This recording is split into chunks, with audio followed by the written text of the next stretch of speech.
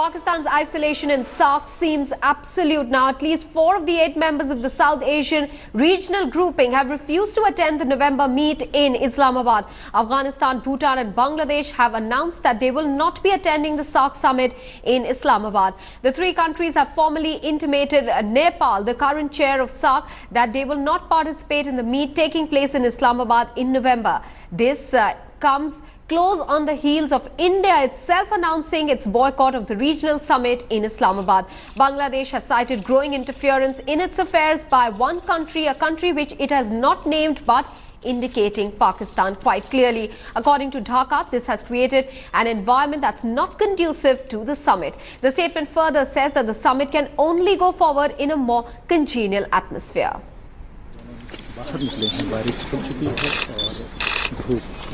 After boycotting the SAARC summit in Islamabad later this year, Bangladesh finally speaks up on its decision to pull out from the meet. More isolation for Pakistan in the SAARC region as Bangladesh also pulls out of the SAARC summit, stating that the environment is not conducive for a successful holding of the SAARC summit. Bangladesh High Commissioner Syed Muazzam Ali said that Pakistan has time and again interfered in its internal matters, particularly in the trail of war criminals. Pakistan has questioned the judicial process in the country and had questioned their military as well. Bangladesh claimed to be a victim of Pakistan-sponsored terror. SAARC summit, according to him, requires the presence of SAARC summit. In fact, requires the presence of all heads of state. If 4 countries aren't attending, the summit cannot take place. This is a clear message to Pakistan. Then, a denial mode is not going to help Pakistan anymore. In an exclusive interview with India Today, the Bangladesh High Commissioner indicted Pakistan on terror. Let's listen in. Sir, after India decided to not attend the SAARC summit, after 18 soldiers died in the Uri attack, Bangladesh has also decided to give the SAARC summit a miss. What reasons has Bangladesh cited? Well, as you know, Bangladesh-Pakistan relationship has not been going very well. During the last 1 year, Pakistan continued to interfere in our internal affairs, particularly those relating to the trial of the war criminals in Bangladesh. They had questioned the judicial process in Bangladesh. They had questioned the police action that we took against the militants. And they have been making continuous criticism on this. And as a mark of our displeasure, we did not send our Home Minister to the SAARC Home Ministers Conference, which was held about 2 months ago. I think this Home Ministers Conference was attended by the Indian Home Minister, Mr. Rajnath, but we did not send any Home Minister. We had sent some high officials. Subsequently, the SAARC Finance Ministers Conference also took place in Islamabad.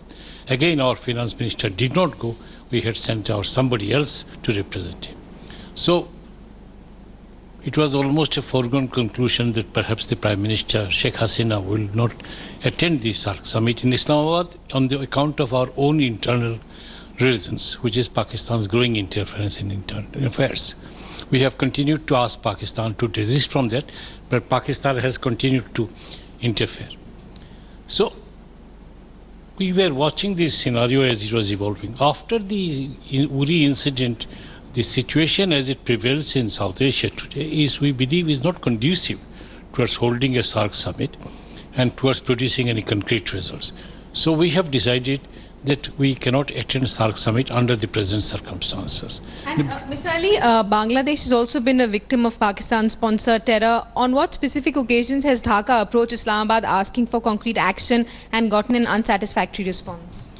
Well, first of all, on the question of the different terrorist actions which took place in Bangladesh during the last 2 or 3 years, we have seen Pakistan has been aiding many of our homegrown terrorists, and we have continued to ask them to stay away from the developments in Bangladesh, but we never got a very satisfactory action from Pakistan. Secondly, when these war criminals were tried, then Pakistan continued to make statements, as I just said, which we asked them not to do it because it was within the internal affairs of our own state. But the action that Pakistan at the moment has taken place has vitiated the atmosphere to such an extent that we believe that this is not conducive. So I believe we should ask for a more conducive time to hold the next SAARC summit. But Bangladesh, as the initiator of the SAARC, I would like to emphasize this point, because we initiated the SAARC. We remain committed to SAARC, and we will remain committed towards promotion of regional cooperation, connectivity, and economic integration among the countries. So even if Pakistan is creating problem on the western flank of SAARC, Bangladesh is moving ahead in terms of its sub-regional integration with Nepal, Bhutan, India, and Bangladesh under the BBIN platform. And recently we have all signed the motor vehicle agreement, and you must have seen the Bangladeshi truck for the first time came to Delhi a few weeks ago. And we believe that is only the starting process, and there would be very soon more frequent movement of trucks among all four countries of us.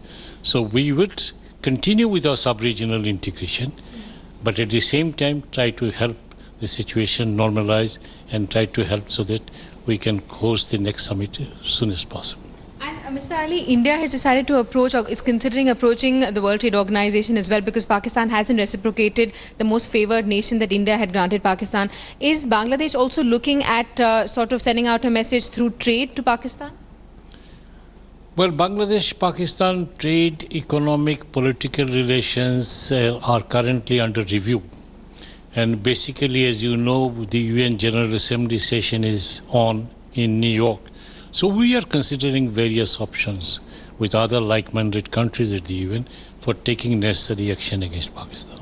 And so we're seeing a sort of isolation of Pakistan in the subcontinent. Do you think Islamabad will be forced to respond? Well, that should be a very clear signal. You know, SAARC summit requires presence of all heads of state or government. So when 4 heads of state and government are not going to attend in a SAARC summit, which is obviously going to be cancelled, and I think that was a very clear signal to Pakistan that they will have to amend their policies. And so what do you have to say about the government, about the Pakistani government constantly hiding behind this sort of facade that it has nothing to do with terrorists operating on its soil? Every time India approaches the Nawaz government, they give a separate theory saying that the Uri attack was a mastermind of people of a plan of people in India. They're sort of constantly indulging in a blame game. Well, denial mode will not help much. I think it will be better for them to take necessary action at their end, so that they can produce a credible response to the allegations which have been made not only by India as well as by all other countries during the UNGA session. Simi Pasha, who spoke exclusively there with the Bangladesh High Commissioner in India, is now joining us with more details. Simi, Bangladesh has been for some time saying that Pakistan has been interfering in its internal matters. Does Bangladesh feel that by boycotting the SAARC summit, it has sent the clearest signal yet that Pakistan's interference is needless and that terror is emanating from its soil? You're absolutely right, Maha. In fact, the Bangladeshi High Commissioner said that this is not the first time that it's trying to send a signal to Pakistan. They're saying that repeatedly Dhaka has been in touch with Islamabad, telling them about homegrown terror organizations getting support from Pak-based terror groups. In fact, the High Commissioner also said that when the Home Ministers meeting happened in Islamabad, Bangladesh decided to not send its minister and had actually sent a high official instead. Yes. They also boycotted the finance ministers meet. They're saying under the present circumstances, it was inevitable for Bangladesh to not send Prime Minister Sheikh Hasina to the SAARC summit, and they hope that increasingly this isolation of Pakistan that it's facing in the subcontinent will drive the Prime Minister of Pakistan, Nawaz Sharif, to take some action against terror organizations that are literally flourishing on its soil. Simi, you know, by boycotting the SAARC summit to be held in Islamabad in November, is Bangladesh only highlighting the issues that it has with Pakistan, but is it also sending a clear signal that it stands in solidarity with India? Well, Maha, Bangladesh, of course, has its own agenda as well. It said that Pakistan has constantly been interfering in its internal matters. For example, when the war crimes trial was going on in Bangladesh, Pakistan constantly sort of questioned its judicial process, questioned police action, questioned its military. Also, the fact that so many terror groups in Pakistan are reportedly in Bangladesh are being armed by Pakistan is something that Bangladesh has taken up with Dhaka on several occasions. Of course, the latest move is also coming in solidarity with India, countries in the subcontinent uniting against Pakistan to send out a strong signal to the Nawaz government.